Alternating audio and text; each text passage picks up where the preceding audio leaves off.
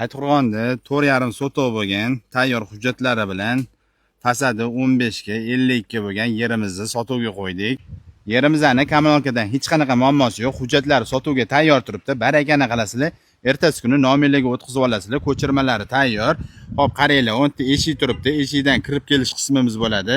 Mana bu yo'l hech kimga tegishli emas. Yana kommentariyada gapirib o'tirmanglar. Egasi chiqib qoladi deb. Faqat bitta narsa, mana shu yerdan o'zingizlarga yo'l qilishinglar kerak bo'ladi. Xo'p, ozgina yer bor, keyin devor boshlanib ketgan. Mana bu turgan yerni ham o'zingizlarniki qilasizlar. Bitta zo'r tomoni qaranglar, shunda ko'chadan uyga kiryapsizda. Anta qarang, qancha oqib, sharillab, pirillab turibdi-da, vashi mazza-da.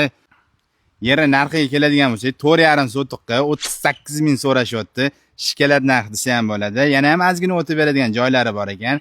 Pastda nomer qoldiraman, bemalol telefon qilib ma'lumot olishinglar mumkin. Lokatsiyasiga keladigan bo'lsak, Chirchiq shahar Troyskini chatipasidan Baytqo'rg'onga qarab kirib kelaverishimizda eski neft bazani shundoqini to'g'risida joylashgan.